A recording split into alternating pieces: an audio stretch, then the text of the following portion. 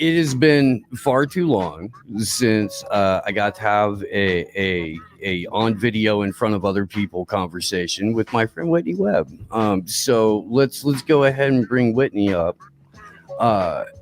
She is investigative journalist extraordinaire, but is joining us today to talk about the 746 part series that she's writing.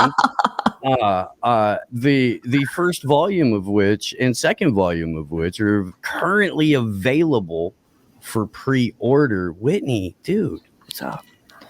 Yeah. So what is up is that I finally finished my massive book on Epstein and Jeffrey Epstein and the people that enabled him to do what he is infamous for, among other activities.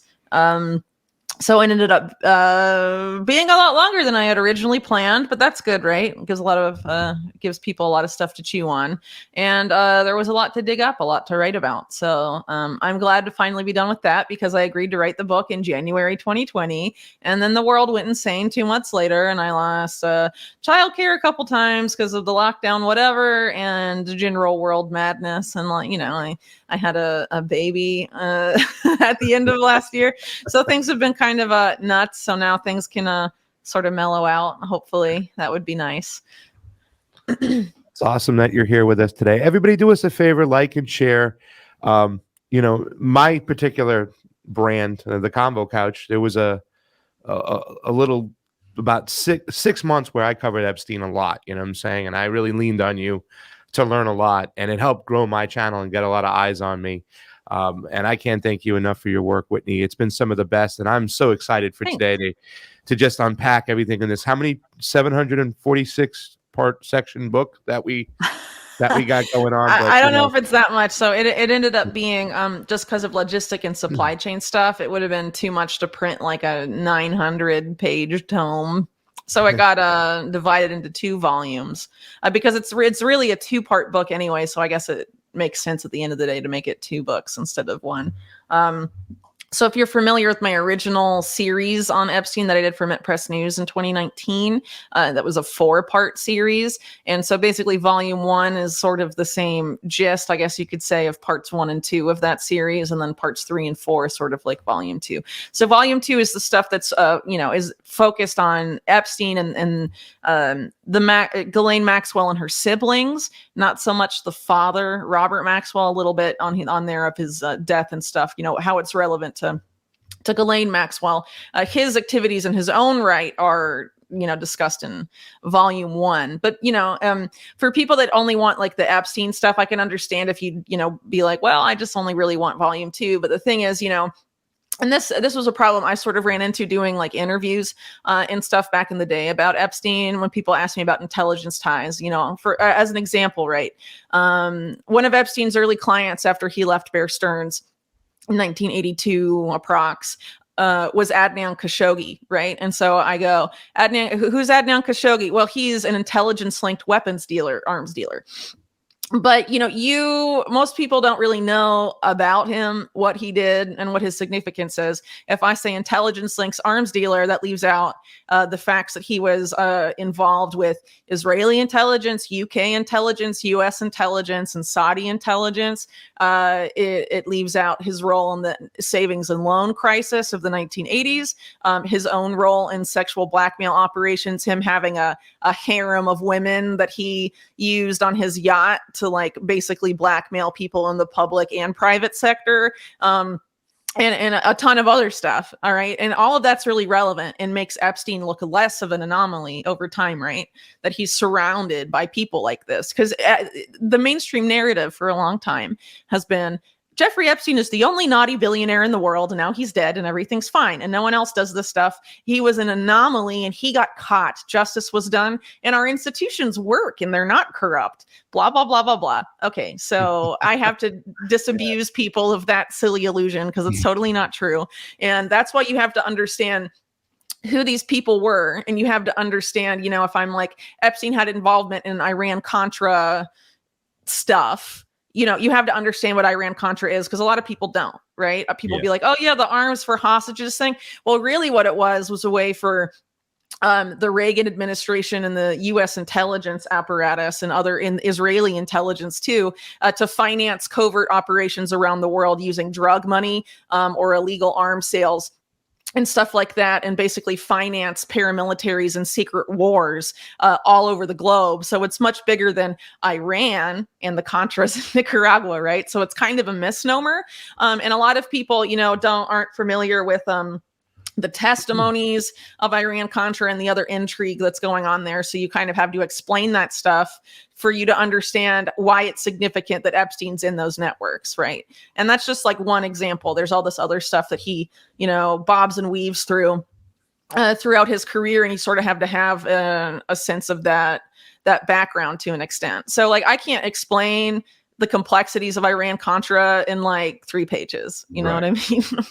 Right. So what I tried to do was make it accessible enough for people that don't really know anything about it, but also make it detailed enough where people that have looked at it before can find something new. Right. So that ended up meaning that the book was long, because it's basically like 100 years, the timeline that's being looked at here.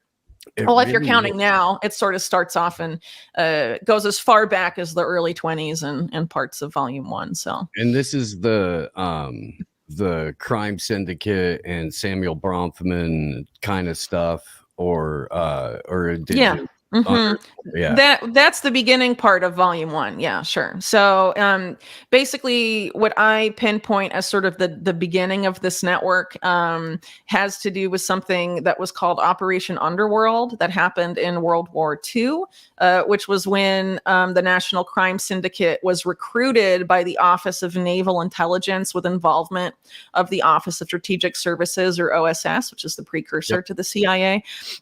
They got in bed together, and the reason for that is, they were the OSS and ONI were claiming that ships in the harbors, East Coast harbors, were being sabotaged by like German saboteurs or whatever. So they needed intelligence from the dock workers, and organized crime by that point, especially in New York, had infiltrated a lot of unions, including the dock workers union and longshoremen's union and stuff like that. So they ended up teaming up with those people in order to access that intelligence. Yeah. And so it was justified out of wartime necessity because they're criminals, right? But then over time, it wasn't just wartime necessity. It became full-on fusion and symbiosis, basically. And so what does that mean? When organized crime rackets get state protection from unaccountable intelligence agencies, and what has that led to over the decades? Because it's not like the only thing that produced was Jeffrey Epstein, right? I mean, it's been numerous stuff. And so one of the main themes of the book is, not only do you have like sex blackmail and like sex crimes being a recurring theme here, but financial crimes too. And I think something people will really appreciate in volume 2 specifically is that, it's very clear that Epstein is just as much a sex criminal as a financial criminal, involved in a lot of, and that's why, for example, the only court case involving the Epstein scandal where there was an attempted hit on the judge and the judge's son ended up being killed, that was about Epstein's finances. That was Deutsche Bank. Yeah, the Deutsche Bank thing where the hacker kid or whatever, the IT kid went was reported missing, and his dad was inextricably tied to the Epstein case. Yeah. This is there's as a sidebar, it's kind of fascinating that we haven't explored the relationship between the mafia and intelligence as like a cultural driver mechanism. Do you know what I mean? Yeah. Because it's significant, because the involvement of intelligence, for example, in Hollywood, which is a major driver of culture, huge. And organized crime has owned Hollywood for a very long time.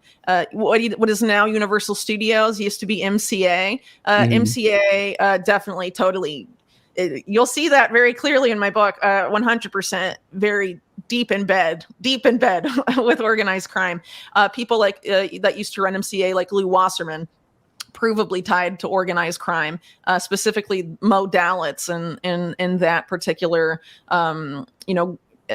faction of the mob. And then you also have people like Roy Cohn, Trump's mentor, tied up with them and stuff. And he was also tied in with other cultural drivers like Studio 54 and stuff, and all sorts of things. So you see, these people all over the place. And it's interesting, right, that Hollywood has sort of like glamorized the mafia in a sense, but sort of keep the intelligent stuff out. And friendly CIA agents are randomly inserted into movies like Black Panther. Hey, I'm the friendly white guy, the CIA. You may recognize me from Sherlock Holmes, but this time I'm a CIA agent and you should totally like me and trust everything I say. I'm just here to help and not to overthrow your country. That's basically like he was helping save Rwanda. Come on, Wakanda. Damn it! The different movie, different CIA, different. That was Hotel Rwanda. Little different vibe. Yes, bit of a different vibe. Yes. Nick Nolte played the white guy in there, coming to save everybody with a blue helmet. Nolte did play the white guy in that movie. There was a white savior there, so come on. Lots of movies have that. Yeah. So, but this is something, it's these networks that basically dominate Hollywood too.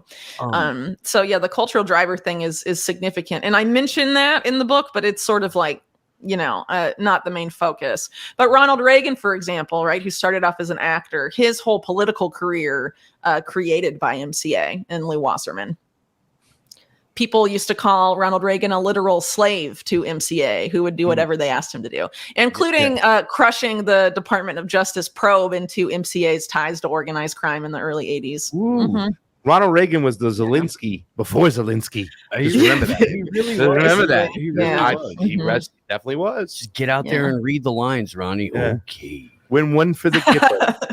They'll buy that shit. Go for it. Good Mr. Gorbachev. Yeah, dude. Just get out there and say the damn line. That's all we need. They had a much easier time, I think, managing Reagan than they are Biden right now.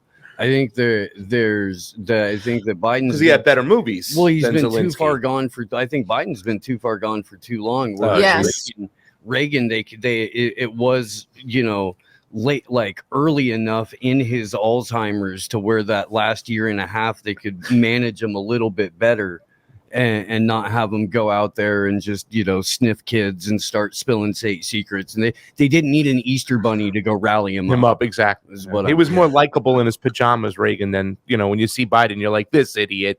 When you saw Reagan, you're like, oh, look at him. He's eating. Looking at Biden, it's like elder abuse. I mean, you almost feel bad, and then you remember his political career and what a sleaze he is. And then you don't feel bad. But when you're just looking at him as an old dude, it's like, why are they wheeling him out still? He tries to give a handshake to air and stuff. I mean, it's bad. Or he describes America in a single word. Yum, yum, yum, yum.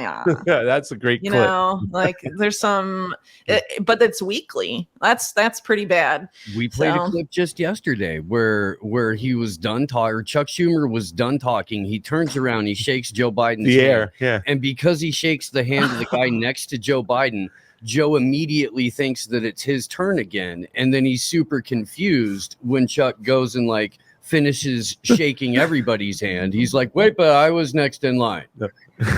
I still like the first G8 when he wandered off into the little cafe and he had the white grandpa shoes that you get at the nursing home. So you don't they're very soft. They're like the zip sneakers.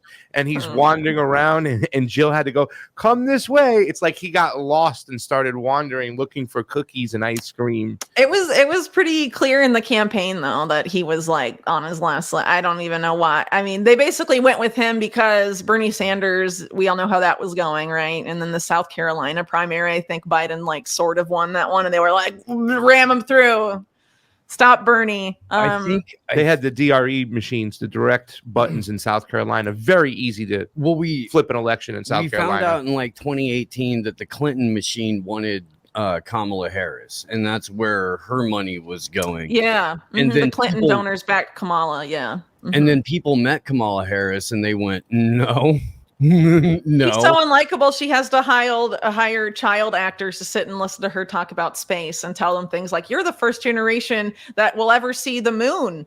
And then we all look up at the full moon in the sky today and we're like, I think Yeah. Kamala's confused about space. A little bit. But anyway, child actors to like act like they were excited to listen to her. No one's excited to listen to Kamala. That was such a creepy video. I The remember space that. one? That was so Yeah. creepy. Yeah. I laugh because there's so many that you forget them, that when you get reminded of them, you get to chuckle all over again. Well, Her explanation of the Ukraine war was really good too, where she's like, well, Russia's big and Ukraine is smaller. And what we have here is bigger country being mean to a smaller country. I am the vice president of the United States. And that is my conclusion. I get briefed by the military and the intelligence agencies every day, and that's what I can tell you about Ukraine. They're all smaller doing it than though. Russia. What about Nancy Pelosi Well, digging for China? I guarantee you that the people They all have briefing these moments. people are like elbowing each other and chuckling in the office about 10 minutes later, like, all right, dude, this is what I told this bitch today. You're never gonna fucking believe it. I said that Ukraine is a tiny country, and because Russia's a big country, that's why we're helping them. No, she's got a press conference right now. Let's go watch. Like, Repeat the line. I thought that Kamala's staff was like putting ecstasy or something in her water before she went out to a press conference. Then I just realized that like she's a horrible, psychotic, satanic, freaking demon, and nobody wants to be around her at all. Well, she's just so unlikable, but they're both so unlikable, you know? Yeah. And it's confusing, right? Like the amount of people in 2020 that would go to like a rally for them, like 7 people, all socially distanced, right? And then, a Trump rally and be like, Biden won by the most votes in U.S. history. 81 million. I don't know. And to prove it, we'll put out a Time magazine article that talks about how a cabal of billionaires and business elites got together to fortify and save democracy. The election. Yeah, nothing important. By changing laws illegally and handing it over to big tech. And that's the thing that's really just hurtful right now. I don't want to get into that, though. I do have a question that's just burning my ass. I've been out to... Yeah, it's just like I've had people out there talk about Biden's connection to some of this stuff. Are there any ties to in the book that kind of lead in a rabbit hole towards the president who got 81 million votes? I mean, it surely seems like just from his normal actions that he would be one of those guys to ride on the Lolita Express. But So there's no evidence of a Biden-Epstein relationship from what I have seen. But that doesn't mean that Biden isn't so Epstein isn't the only part of like the swamp or whatever you want to call it. And there's been scandals with sex crimes in Congress and sexual blackmail in Congress, going back decades. There's the largely forgotten Page Boy scandal of the early 1980s, for example, which revolved around several congressmen, including Larry Craig, who was on the House Ethics Committee. And then in 2007, Larry Craig finally got nailed for trying to illegally solicit sex in an airport bathroom. But at the time in the 80s, they were like, impossible that he'd do something. And then it came out, right, that Dennis Hastert was a pedophile and sexual abuser. He was Speaker of the House for how long? You don't have to have an Epstein relationship to be a pervert and a sex criminal. But I mean, Biden's been there since the 70s, and has overseen a lot of horrific legislation from the worst people that influence policy in the United States. The crime bill, his lesser known domestic terror bill of the mid 1990s that was going to give the president executive authority to decide who is a terrorist in America without any sort of recourse. The president can just say, I've decided you're a terrorist today. And now you're going to get drone bombed, whether you're in the U.S. or somewhere. That's basically how that law had been written. This was after OKC in 95. Biden was the one capitalizing on that. And when, under him too, you see like the infrastructure for a war on domestic terror expand considerably. And all these efforts, I think, being made to sort of try and trigger Trump's base as much as possible so they actually do get violent to justify using that against Americans. I think we're going to see more of that. I think the FBI raid might be related to that to some extent. But there's a lot of other things that they're just trying to push, that particular political base with as much as possible at this point, I think. While giving their supposed base, Biden's supposed base, literally nothing, the left, quote unquote, in the US. So the American left, we like to call them. There's a lot of words for them. Right. We say there's no left in America, but there's an American left. Dupe, sucker, patsy, mule, chump. All kinds of things you could. Yeah, it's sad, dude. Yeah. It's so sad.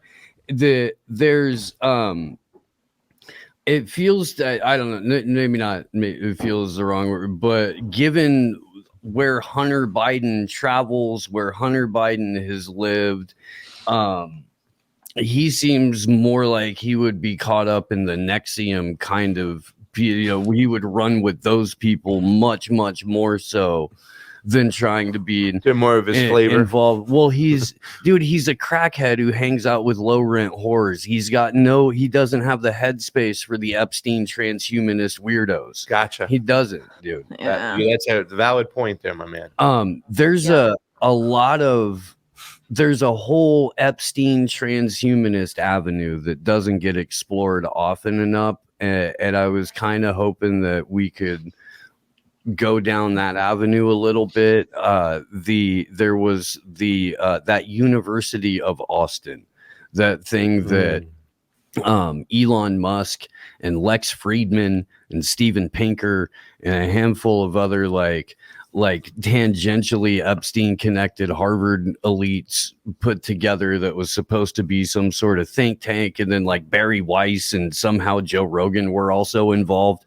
And I missed that. That sounds awful. It's this whole little satellite sphere. I think the Thealverse is in on it too. I'm sure they are. They would not miss an opportunity like that. Because is Glenn Greenwald involved? The Weinstein brothers are. I'm surprised. One of them works for Peter Thiel. So yeah, his money guy. Yeah, Peter Thiel's money guy is supposed to be a thought leader of free thinking. To pave you, lead you the way. Yeah, he blocked me a year and a half ago on Twitter for being like, doesn't your boss run the most Orwellian CIA front company ever that's totally eliminated the Fourth Amendment and is creating pre-crime hell? Yeah. For some reason, Eric. Well, also, Eric Weinstein likes to sort of pontificate about and speculate on Twitter about, Epstein intelligence ties, but not really say anything substantial. And he also, talked about having to go to meet Epstein, that he went to meet Epstein at one point, but doesn't really provide a lot of context about that meeting. He just says, I knew he was weird, but won't really explain what happened at that time. And it's weird because Epstein was very involved in shady financial stuff. And at the time, Weinstein was involved with his own hedge fund, Strato. I forget the exact name of it. I have it written down somewhere. So why were you going to meet a financial crimes wizard while you were running a hedge fund? It's just, I don't think he'll answer that question. Well, whatever. I mean, if you really want to understand the process, you probably had to do a little reverse engineering. Go grab the guy who got a pass in 2008 while under investigation. Well, they met before that. This is 2004, I think. Oh, okay. Yeah. Okay. So Epstein at that point had helped mastermind the biggest, one of the biggest Ponzi schemes in U.S. history with Steve Hoffenberg at Towers Financial. Before that, in the 80s, by his own words, a financial bounty hunter that helped powerful people hide looted money. So we know what kind of banks he was working in. And then throughout the 1990s, his relationship with the Clinton White House based around the most illegal and controversial fundraising activity they have ever been involved in, ever. And that's even Clinton Foundation. Well, Epstein was probably involved in setting up the Clinton Foundation, to be honest. But, pretty much the most significant like political fundraising grifts of the Clinton family. Epstein was like there. Yeah. And then that's the guy that you want to like talk to about financial advice. It's pretty telling. Also around that time in 2004. So he was involved a lot with like really suspect foreign currency trading and a foreign currency trading software that was tied to a really suspect oil commodity traders and oil traders with ties to the worst elements of U.S. intelligence. So, it's just. Can we get into that a little bit? That sounds kind of fascinating. Yeah, and that I also want to like know about like what we're talking about. Yeah, Clinton this Foundation is kind of a little some new juicy to me. stuff over here. Is there any? Okay, what do you want to get into first? Let's go backwards to forwards and start with the oiled up, intel'd up people. So there's this guy, and I might be butchering his last name because I've only really like read about him, and I don't think he's someone people talk about very much. He's like a oil trader named John Deuss Doyce, I think is his last name, is how you pronounce it. Anyway, there's some weird. Basically, he was really close to this CIA guy named Theodore Shackley, also known as the Blonde Ghost, that sort of during the Carter era set up a private CIA that was involved with a lot of very sus people, including a CIA sex blackmailer named Edwin Wilson. Among other people, and involved in a lot of illegal covert activity. He used to run the CIA's station in Miami for training Cuban exiles, which later resulted in like terror groups by the 1980s or so. And he Shackley had a career involved with arms trading, drug smuggling, assassinations, literally the worst, or if you prefer, most exotic of CIA work, basically. And as soon as he leaves to create his private CIA, his employer is this John Doyce guy. Or Deuce, or however you say it. Then oddly enough, one of the women that are one of Epstein's girlfriends, sorry, air quote should have been for girlfriends, not women. She definitely is a woman. One of the Epstein's many girlfriends, quote unquote, in the 90s, because he dated, supposedly was dating like, Hugh Hefner style, like 5 girlfriends simultaneously, if you believe they were actually his girlfriends and not being trafficked as a separate type of operation. As a quick sidebar here, and as I note in the book, Epstein's sex trafficking activities had sort of a high tier and a larger lower tier where the women were exploited and expendable, and a higher tier where they were sort of pimped out as elite wives and girlfriends for the elite. Yeah. And so one of the women that visited the Clinton White House with Epstein in the 90s, because many of the times he went, he was accompanied by women. It was a woman named Frances Hardin, and she went with him, and I think another woman that he was also supposedly dating at the time, who later went on to date Trump and some other people. They sort of shared a lot of these women. Anyway, she ends up marrying this John Doyce guy. And when she was contacted, I think last year by the Daily Mail for comment about Epstein, which was reporting on her going to the White House with him, she gushed over Epstein despite everything we know. Yeah, Frances Hardin was like, he's just the nicest guy. He did so much for me. He showed me what a man can really be for a woman. And I'm so sad about how his life turned out. It's just devastating. I mean, who in 2021 is going to say that about Epstein with like a straight face? I don't know. So something's weird there. She married this really sus guy in the oil, sort of like a Mark Rich type figure, intelligence linked oil guy. And anyway, one guy that used to work for John Doyce, who was also very based in Bermuda, where a lot of Epstein's mentors and associates tend to have businesses, including people like Douglas Leese. and some other ones. There was this company that sort of popped up called Forexter, which was like this foreign currency trading software, and it was piloted, whitelisted for Bear Stearns clients first, of which Epstein was at the time. And the guy that created that software had previously done stuff, worked and developed software for this John Doyce guy, and then Epstein. If you look at Epstein's offshore stuff and the Forexter company, there's a considerable amount of links and their principals, like the people involved in those companies. So, and also like with his, like with Epstein's liquid funding that some people may know about, some of these other offshore vehicles, they're all connected with Forexter and all these different groups, and also Glencore, which is Mark Rich's company. So you see all these like weird financial intersections there. A lot of people haven't really bothered to look into this. I mean, maybe some have, but I haven't really seen it personally. So there's a lot of references if you look through reporting about Epstein over the years about Epstein being involved in foreign currency trading. Like in 2019, some guy from the New York Times went to interview Epstein about rumors that Epstein confirmed that he was advising Elon Musk and Tesla at the time. And when the journalist showed up, he was on the computer and he was like, "What are you doing?" "Foreign currency trading." And there's references to that in, you know, the 2003 Vanity Fair article about Epstein by Vicky Ward, the 2002 New York Magazine profile on Epstein, and all these other things talk about foreign currency trading specifically.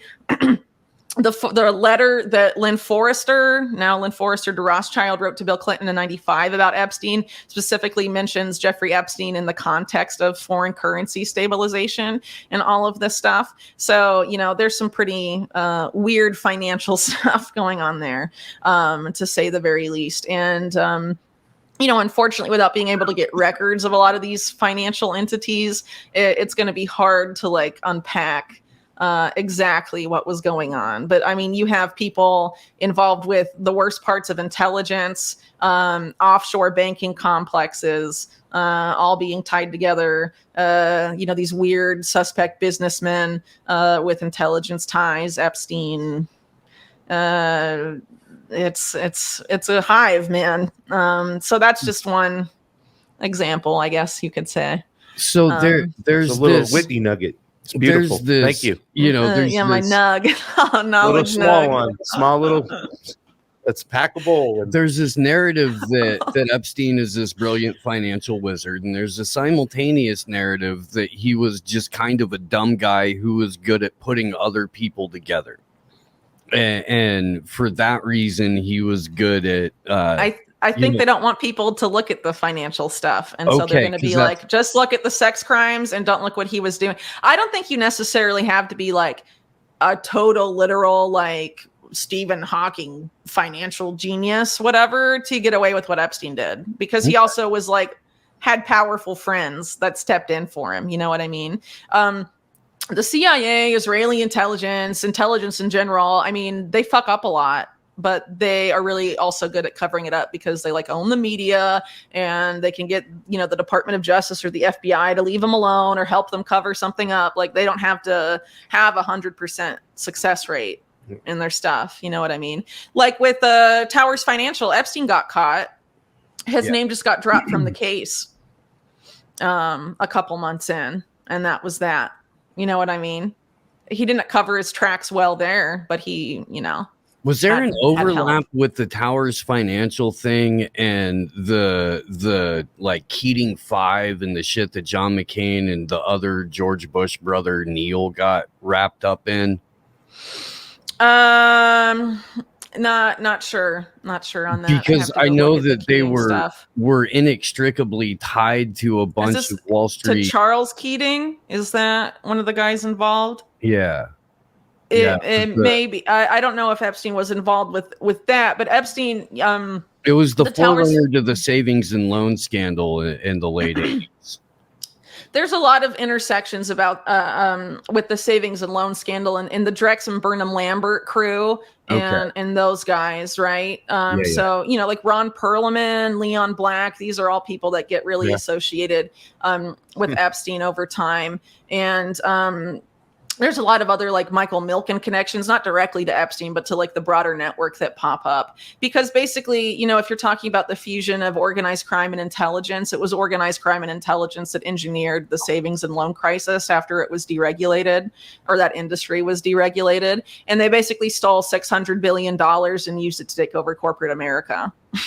So a lot of these quote unquote corporate raider guys that were affiliated with it got all these loans. They never had to pay back free money that they used to take over companies. A bunch of hostile takeovers and stuff. I mean, they took over, it was like a corporate coup, right? So they take over corporate America, and then corporate America owns the politicians. And so they end up owning everything at the end of the day. So I would say the 1980s in a lot of ways was like big consolidation time.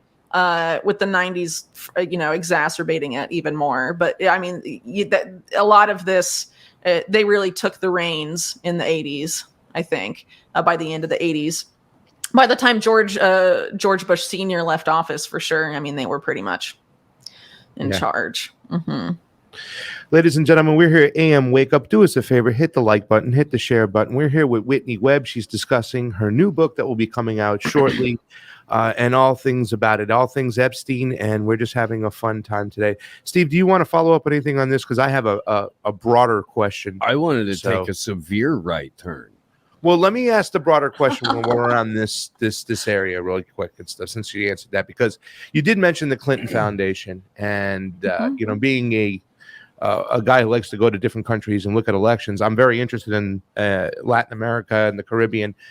What ties did Epstein have getting involved with the Clinton Foundation in Haiti? Because there's always rumors that Haiti and what the Clinton Foundation did to it was on purpose to keep it very unstable. And there's rumors or things that why they want to keep Haiti very destabled. And I don't want to go too deep into that, but a lot of people would say that some younger where the babies people are getting their unvaxxed kid adrenochrome from. That's basically what the suggestion is. That this is the baby farm for where the unvaxxed adrenochrome. Okay. So I don't really follow. I just sort of talk about Epstein and the origins of the Clinton Foundation, because that's what the most evidence. That's where the most evidence is about his relationship to that and the Clinton Global Initiative, which I think was like 2006 when that started. It's really, by the time he's arrested the first time, it sort of like falls off a cliff, Epstein's influence in some senses. I think he's obviously still consulted by people like Bill Gates about philanthropic matters, right? But he, in his own words, became radioactive, after that first arrest. So people continued to associate with Epstein, but it was more clandestine, not so public. Because you could say, in a sense, his cover was blown, but it's a little more than that. I mean, it's just hard to associate with someone who's an outed pedophile, just period. Sorry, where were we going here? The Clinton Foundation. Haiti and Clinton. So I didn't really find any Epstein connections to Haiti.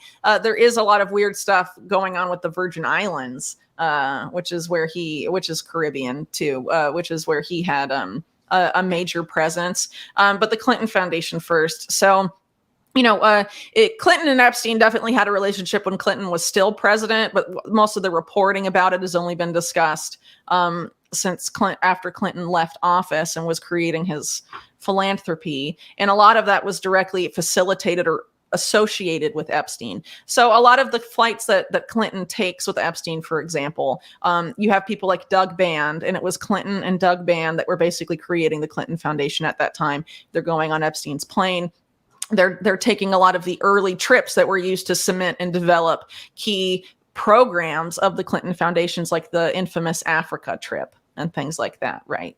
And Clinton ended up crediting Epstein as being sort of the architect of the HIV/AIDS program, which later developed into CHI, the Clinton Health Access Initiative, I think that stands for. And the guy that ran that was also on the plane a lot of the times with Doug Band and Clinton on Epstein's plane, Era Magaziner. And then you have CHI end up working very closely with the Bill and Melinda Gates Foundation and other philanthropy of someone who had ties with Epstein going back to the 1990s as well, and then later helping plan out his philanthropy to a considerable degree. So why is someone who's like Epstein tied to eugenics, transhumanism, and all sorts of weird stuff, so basically developed the HIV/AIDS program for the Clinton Foundation and the Bill and Melinda Gates Foundation? That's pretty nuts. And another thing that I found that I thought was really odd, Epstein doesn't have any formal like business or organizational presence in Africa, but he was present for that Africa trip with the Clinton Foundation. Yeah. And he said, Epstein did in a 2012 like official testimony, that he does a lot of work in Africa and sees it as the perfect place to experiment, whatever that means. And I think and that was in 2012. So what I think that means is that he was involved with either one of those two, if not both, foundations in Africa through the years up until that point. For him to say, I do lots of work in Africa, the only really Africa association you have with Epstein is through the Clinton Foundation. So I think his involvement in the Clinton Foundation is considerable. And his defense lawyers, the first time around in 2006 and 2007, argued that he was part of the core group that created the Clinton Global Initiative. And that was around like 2006 or so. So you're having at least, 5 years there where he's intimately involved with the Clinton Foundation's philanthropy, and also the Gates stuff too. During Gates's science advisor for the foundation during that period is Melanie Walker, who in the late 90s was Epstein's science advisor. And she goes from there to working with the World Health Organization in China, and then joins up with the Gates Foundation, introduces the other science advisor to Gates, Boris Nikolic, to Epstein, and they get really close, though Boris Nikolic denies it, but they were close enough for him to be named executor of Epstein's will when he dies in 2019 and stuff. But I barely knew the guy. He just wants me to oversee all his stuff in death. I hardly know him. He noticed I was tidy. I guess he figured. I am shocked that he named me. So that was the reaction. Yeah. What a coincidence. That's insane. Hey Connor, if you could, I highlighted a clip in the doc. I don't know if you've had a chance to see this or not, Whitney. I thought that you would get the same kind of chuckle out of this that I did. Tony Fauci, the Fauci, went up to Seattle. The Fauci, like the Fonz. The Fauci. He went up to Seattle to throw out the first pitch at a Mariners game. And I guess he went to Seattle because he thought, this is one of the most like lockdown compliant, really, masking. I thought he did a tally. Which team has the most boosters? I'm going to go throw out their first something pitch. Like that. Yeah, something like that. But I mean, Portland doesn't have a baseball team. This is the closest. He got booed. He got straight up booed. So I thought we all might get a chuckle out of this. This is why you're awesome, because you knew Whitney would love to see something like this. So you brought this to the table. I love you this morning, Steve. This is beautiful. I'm good for this stuff. You are great for this stuff. What's going on there, kiddo? Oh, and Whitney, I don't know if you know this or not, but my 16-year-old son is engineering the show right now. Oh, that's cool. He has been for like the last 4 or 5 weeks. He's been crushing it. Let's just play it at your leisure, my friend. You have been crushing it. Thank you, Connor. Guys, share the video, guys.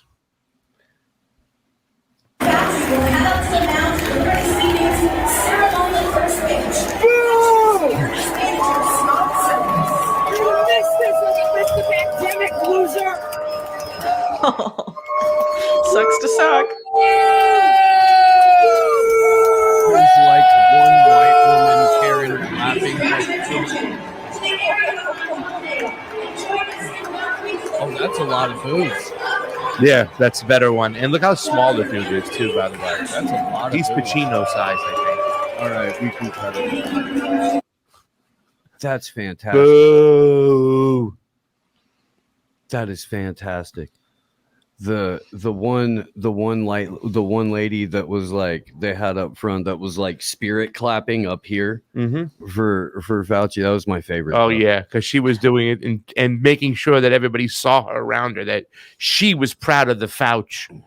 Whitney, She might have two boosters. how come all of our conservative friends are afraid to say the words Fort Detrick and need to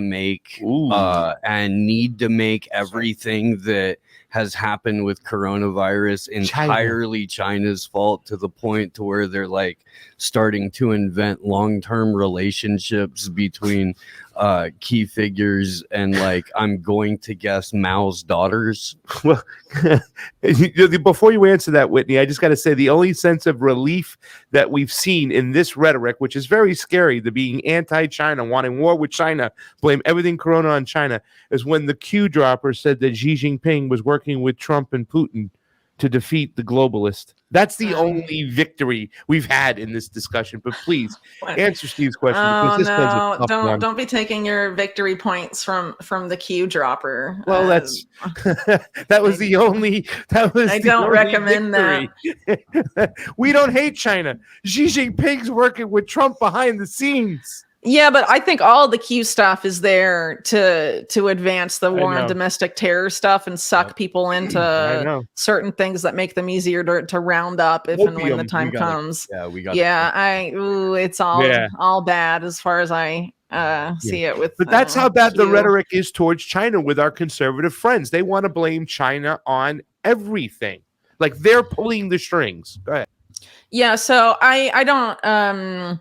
It's complicated because, yes, there certainly is a lot of, I guess you could say, propaganda that's produced by U.S. government-linked entities or broader U.S. empire that are about China that are inaccurate.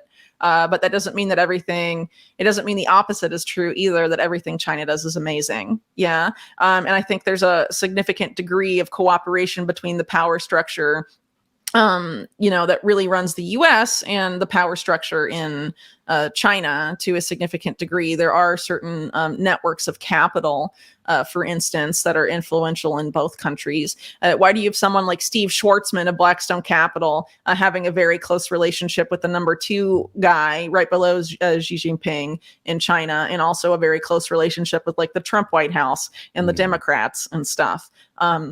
If China was really, like, anti-capitalist, why would they, like, welcome that guy and, cultivate ties with him at that high of a level in the party? But I mean, there's a lot of other examples like that. Another guy that's like that in China is Henry Paulson, who was Treasury Secretary under George W. Bush, and who threatened, like, martial law if we didn't bail out Wall Street banks.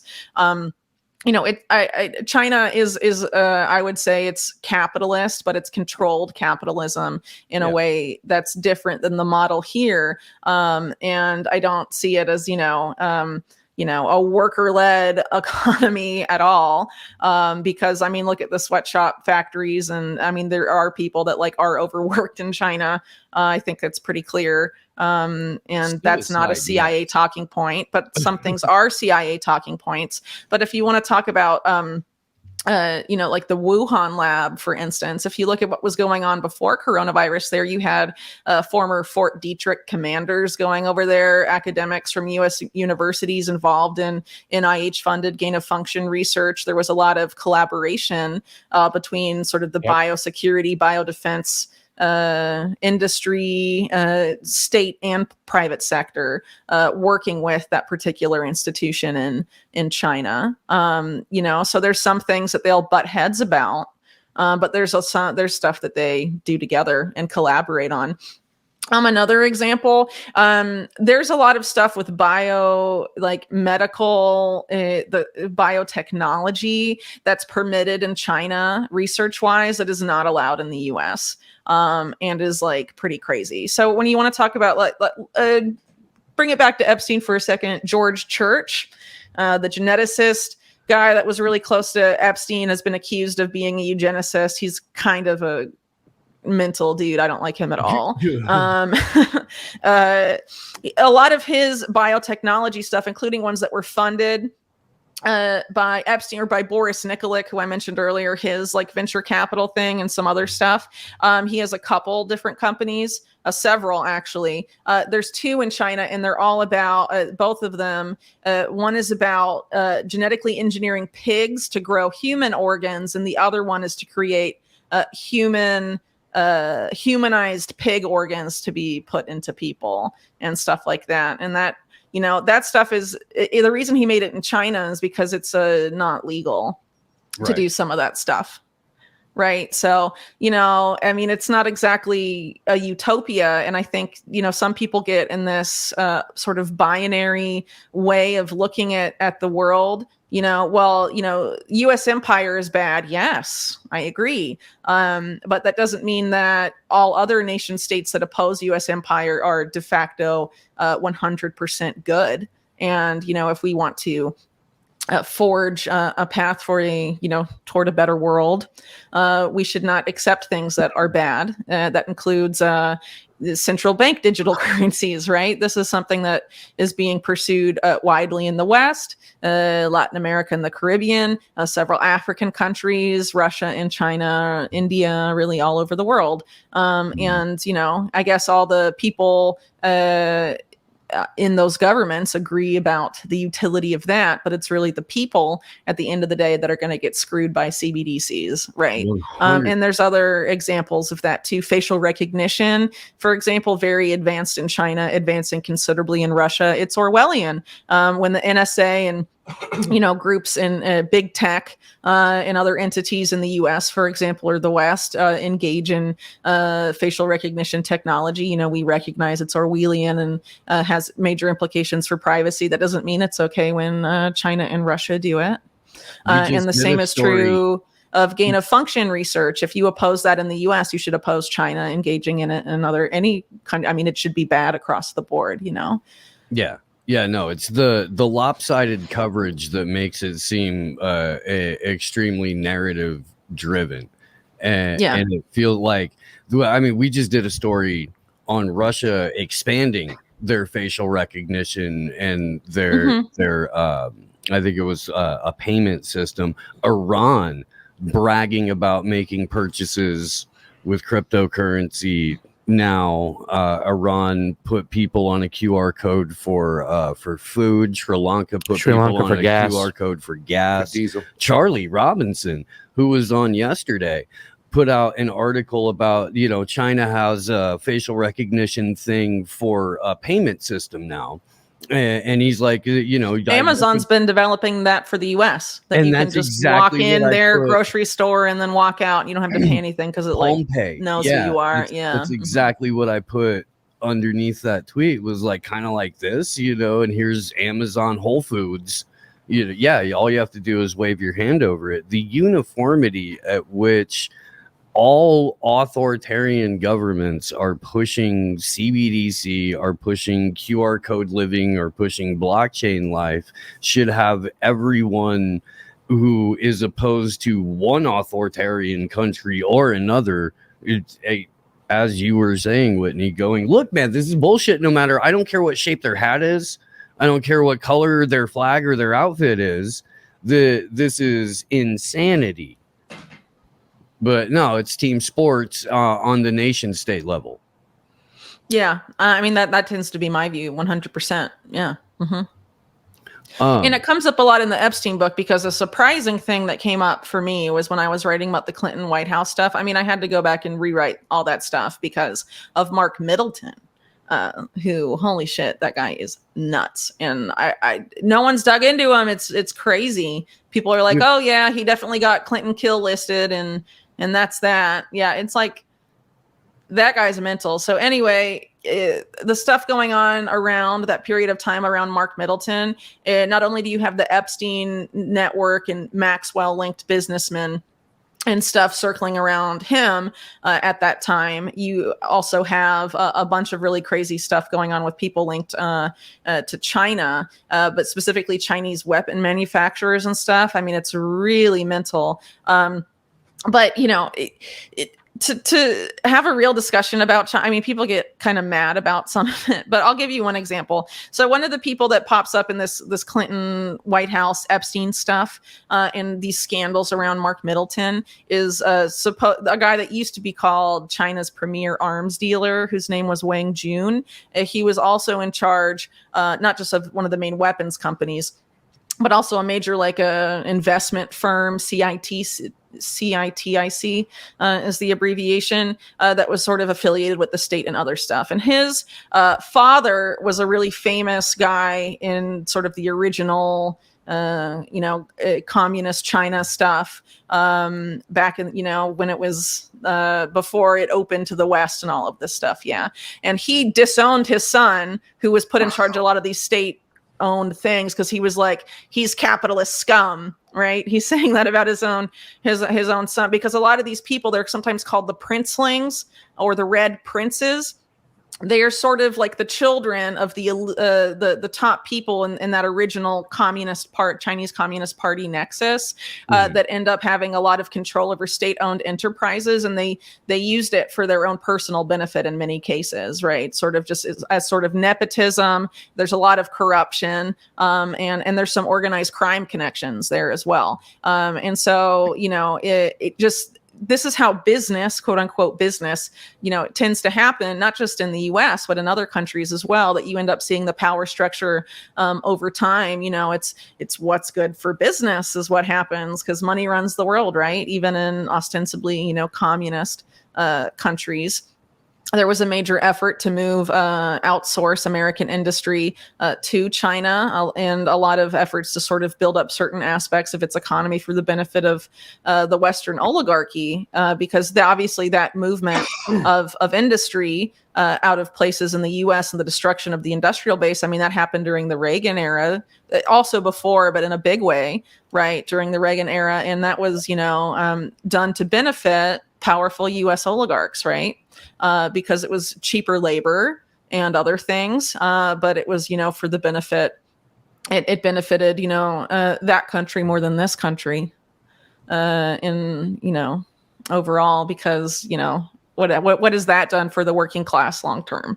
Right. Right. No, the thing that I don't know. I mean, the thing that I hopefully get across when we talk about this shit is that at no point are any of the people involved at the political or decision making on the financial level, the bank level, the CEO level, none of these people give a fuck about you. None of them do. Like, their entire history is demonstrably anti-human, and they don't have borders.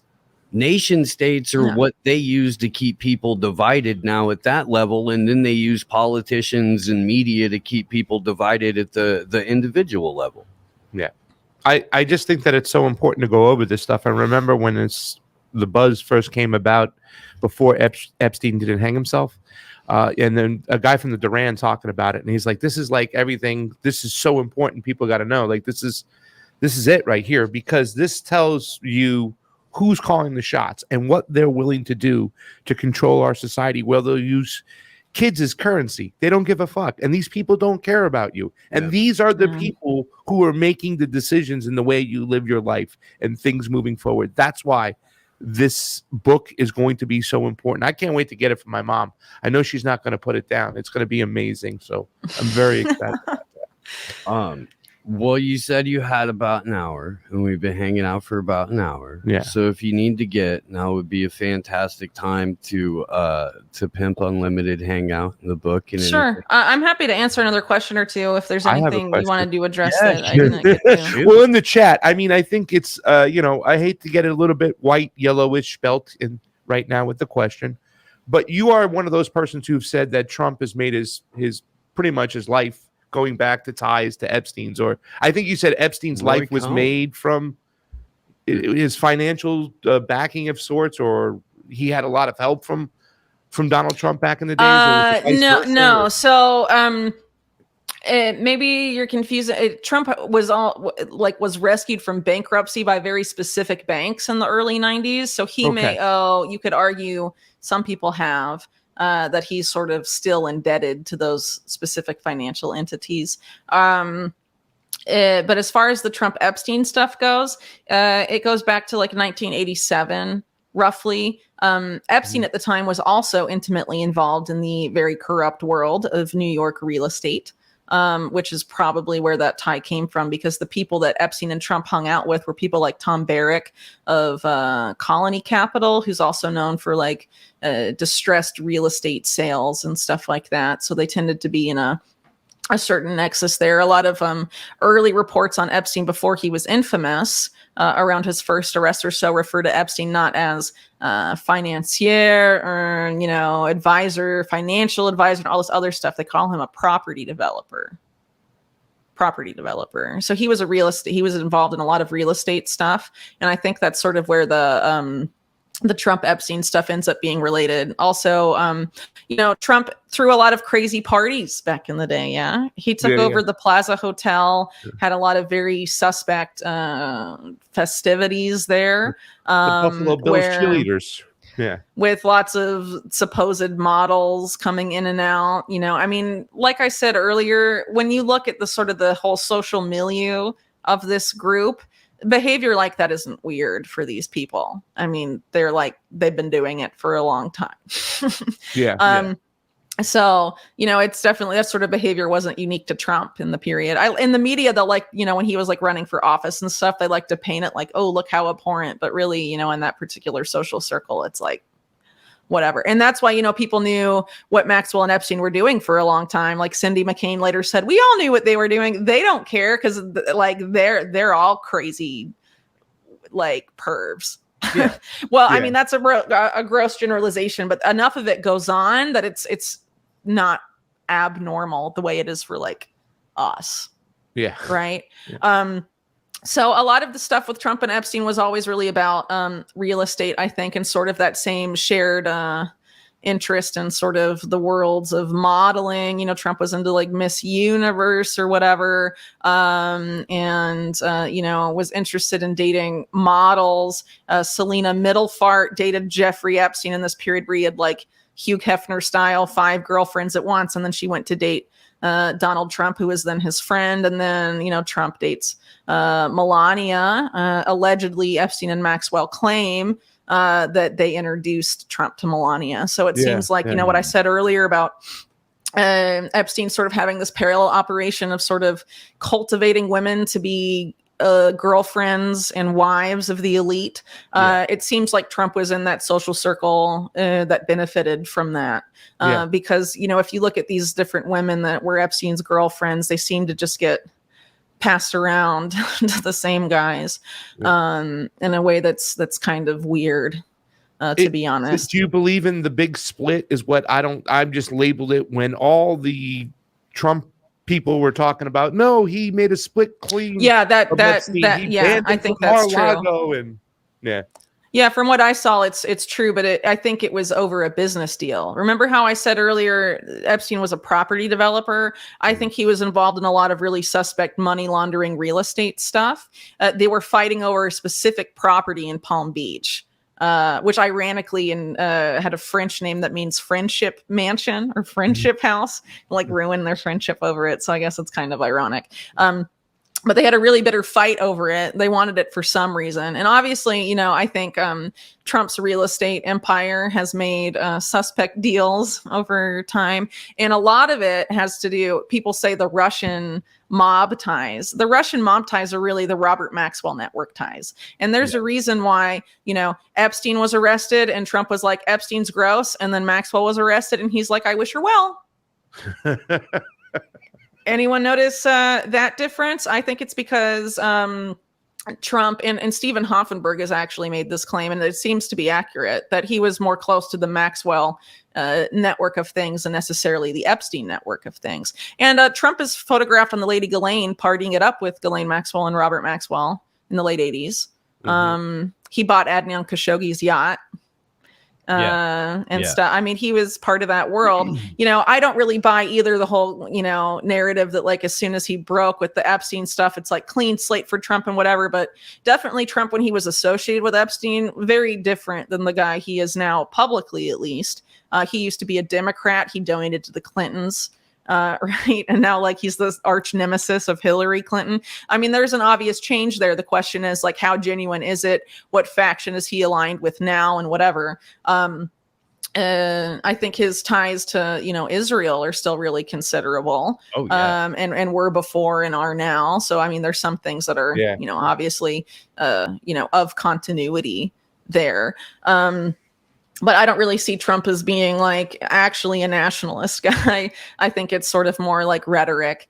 Because when he was in office, it was like, but I mean, there are parts of the establishment that really hate him. Why do they hate him? But I think a lot of these answers go back to factional issues between the elite in the US and transnationally, and that there's, Trump was part of, I think, this faction with people like Netanyahu, who also got forced out around the same time. Netanyahu's a horrible person and war criminal and crazy man, but he and Trump seemed pretty aligned on a lot of stuff. Yeah. And he did get forced out, and it's not like the person that replaced him was any better. No, Naftali Bennett's worse, but I'd argue Netanyahu that too. was under like multiple investigations for over a decade prior to him being. But so I mean, it does line up. But I guess I would say too, why was Epstein allowed to be nailed the second time? Why was he taken out? What happened there? I think it's part of the same factional issue. And I don't get to go into this in the book, but I think a lot of it has to do with Mohammed bin Salman of Saudi Arabia. Mohammed bin Salman was installed in basically a coup, and the CIA's golden boy, Crown Prince Mohammed bin Nayef, was very close to the CIA's John Brennan, who was CIA director under Obama and had previously been involved with CIA activities in Saudi Arabia, very close ties there. He gets deposed, and Mohammed bin Salman is an uncharacteristic figure for that position because he's so young and wasn't really next in line, because it's not the way the crown prince king relationship in Saudi Arabia is about seniority and like being an elder, not necessarily like father-son monarchy. So Mohammed bin Salman, is basically installed by who? It hasn't really been explored a lot, but I think people remember Jared back Kushner. There, well, yeah, who backs Jared Kushner? At the end of the day, Jared Kushner, if you look at his family ties, Netanyahu used to sleep over at his family home and stuff, right? So I think it was very likely Israel, because I used to do a lot of geopolitics stuff when I worked at Mempress, and in that same period of time, there were Mossad links to coups in Egypt, coups in Sudan, a lot of stuff going on in the MENA region, Middle East, North Africa region, from the Israeli intelligence perspective. Remember that Epstein had multiple pictures of him posing with Mohammed bin Salman all over his house when it was raided. Also, remember how Mohammed bin Salman gave citizenship to Sophia the robot? Yeah. Sophia the robot was created by a guy whose research was largely financed by Jeffrey Epstein. So I think it's very possible that whole op and a lot of the Vision 2030 and the NEOM, post-oil economy stuff, I think Epstein was there. And I think that may be part of why Epstein ended up sort of getting as part of a casualty, I guess you could say, of this factional infighting, because eventually the whole Khashoggi thing happened, and the whole charm offensive for Mohammed bin Salman falls on its face, and everyone hates him now. And he's a baddie, blah, blah, blah. At the same time, we're like, Trump is awful and all this. I think they're all sort of tied up together. I mean, like you mentioned earlier, Jared Kushner was apparently texting Mohammed bin Salman all the time, and they were planning stuff together. I mean, it's just a little weird when you look at the whole picture. So I think that is sort of a window into the same sort of factions fighting between each other. And Epstein was somewhere in that mix. And I think that's part of why he was, arrested and then taken out at the time. I think it's sort of tied up with some of that stuff, personally. Before you get out of here, I have one more. Wow, by the way. So you've been, I mean, this has been years now that you've been looking into it, and we've been covering it and reporting. Has there been anything that you've uncovered that has pointed you to, in the absence of Jeffrey Epstein and Ghislaine Maxwell, who may have picked up the torch with that network and is helping to facilitate any of that now from any aspect, not necessarily point man, but just in general? So I think by the time Epstein sort of got outed the first time, intelligence agencies were moving away from this sort of sex blackmail operation like they were practicing and has been practiced in the past examples that I detail in my book, to electronic blackmail, almost exclusively, data mining and stuff like that. Because for them, it's a lot less capital to front. It's a lot less liability for them because the secrets they want to blackmail or nail someone on are just in their digital footprint now, because of how ubiquitous technology's become in our lives. And they don't, in the way it's set up, they just have to type your name in a database and all your secrets are in their hands, basically. And not just for the people, in Congress, they have it for everyone. They don't really need people like Epstein and Maxwell doing those types of activities anymore. And I think they knew that. By 2012, Maxwell and Epstein were looking to Silicon Valley 100%. Epstein was trying to make a company that wanted to be the biomedical Google. Yeah. Right. And gene sequencing and all of this stuff and selling that information to big pharma and sort of advancing this big tech, big pharma fusion crap back in 2012.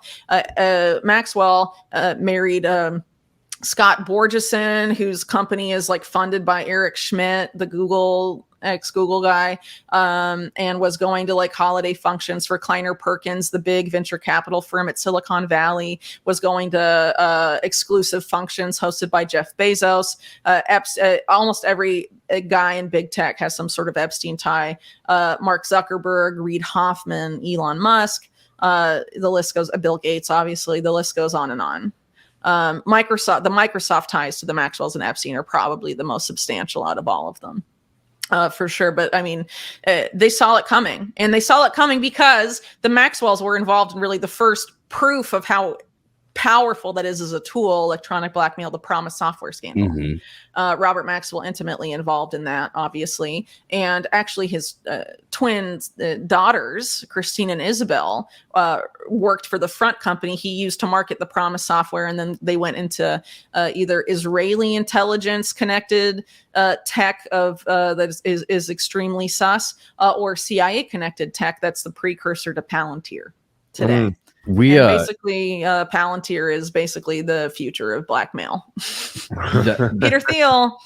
You and I and Glory Jones have a very thorough episode on Robert Maxwell and the Maxwell sisters and that whole thing. I saw it, watched it live, and that might even be the one where you called Henry Kissinger a gigantic blob of satanic jello. Yes. Yeah. Mm-hmm. Which then that got adopted by Team Assange London, and they turned Mike Pompeo into I didn't know that. A giant blob of satanic jello, and it's got like his face in a jello mold, and they put it right in front of him when he was walking into number 10. Yeah, that's cool. Yeah, they should make little jello packs and market those out so little neoconservative children can take it and eat that jello for lunch. No, satanic jello. That should not happen. Think about the children. Right? I know. I was being funny. Did Ghislaine ever find Atlantis, by the way? Is that in the book? Somebody no. What? Did Ghislaine ever find Atlantis? I know she was like, looking Was for she? It. I'm not familiar. Somebody put that in the chat earlier. That's insane. Is that like a reference to Terramar? I think what that was about is sort of like creating a sort of place where people could like in international waters, people could have like citizenship there that would sort of put them outside the purview of national laws in other countries. Sort of create this nation in the ocean where very specific laws. I think that's what it was about, but it's hard to know because it didn't really get that far advanced, and it was also tied up with the UN SDGs, the Sustainable Development Goals and stuff, which at the end of the day is all about creating this new version of the economy under the guise of it being sustainable and green, but really it's the billionaires and the bankers that have been looting us and screwing us over forever that are coming up with the system. So as I've said before, if you think that they actually care about the planet and that's why they're doing it, just give them your brain in a bag. It's over. Yeah. She had that image that she was like, love the oceans, Ghislaine, wanted to clean it up. Well, actually, Terramar is basically something Isabel Maxwell tried to do previously. It was called the Blue World Foundation, and it was associated with the Clinton Foundation. And so that's before Terramar also becomes associated with the Clinton Global Initiative, right? So the Maxwell siblings are all involved in that. I don't even think Terramar was really Ghislaine's idea. I think Isabel Maxwell just wasn't as good of a salesperson for that sort of stuff as Ghislaine was. And so I don't know if you the saw siblings, if you look at media reports, they basically say like, yeah, we're a unit and we all work together like as an operational unit. Well, Isabel Maxwell says that. And I don't think it's literally all of the siblings, but I think it's like Kevin, Ian, Ghislaine, Isabel, and Christine, 5 of the 7. It's just crazy. That whole family's nuts. You want to talk about Haiti? Apparently, Isabel Maxwell's third husband's daughter did weird shit in Haiti, like phantom limb experiments and stuff. And like I said, whatever that means. And so what it means is that if you lose an arm or a leg, you get like, let's say you're being exploited for labor in a mine or something like that as a small Haitian child, and you get, you lose a limb. There's an experience that you go through psychologically where you feel like it's there. And that's a phantom limb syndrome. So you would be going right into like the psyche of a human. Yeah, you'd be boring into. Anyway, so that's the daughter of Al Seckel, who's Isabel Maxwell's like third husband, who supposedly jumped off a cliff in France. Right. He's really weird. Weird guy. Hosted a science symposium on Epstein's Island. For Isabel Maxwell to be like, I'm not involved with any of this stuff. I mean, I don't know why people believe that. It's absurd. If you look at her stuff over the years that she said to media, she's like, yeah, my best friend Shimon Peres, and I love David Kimchi, ex-head of Mossad. We're best friends. It's a relationship forged by my father. I have made many of my father's ways my own. I overtook his portfolio. I mean, she's basically just like telling you. Anyway. So let's get a picture up of the book. Can we do that? Do we have something we can do that so we can? Yeah, it's in my Telegram. I'm trying to figure out how to transfer it. What is the title of the book, Whitney? Okay, so the book is One Nation Under Blackmail, and now it's volumes 1 and volume 2. So volume 1 is all the stuff before Epstein that puts him in context. So you can really understand volume 2 the way you're meant to understand it. But volume 2 is the Epstein Maxwell exclusive stuff. And Wexner, obviously. Let's see. We're going to get a picture of the book. I swear to God. You said you went how far back in the book in the first volume? Basically to the 20s. The 1920s. How far do you think this kind of like secret society of using children as currency goes back? Secret society stuff I don't really get into in the book. I do talk about B'nai B'rith a little bit, which is a secret society. Well, I don't mean secret society per se. I mean like these psychopaths that have been doing this shit. I don't really know how long it's been going on. I basically talk about sex blackmail as something that organized crime was known to engage with. Then they got in bed with intelligence and it just became like what we do. Gotcha. Mm-hmm. And the network of people that have, been doing this for some time. And I talk about how, they've been outed during different scandals under different names. Danny Casolaro, who I guess the anniversary of his death is pretty soon. He died in 1991 around this time. He called them the octopus before he was offed. They come up in the Iran-Contra hearings as the Enterprise. And I think that's probably a more accurate name because it really is, at the end of the day, it's a business. That's how they look at it. Definitely. Did you have a good section, I bet, on Iran, the Contra situation? Yeah.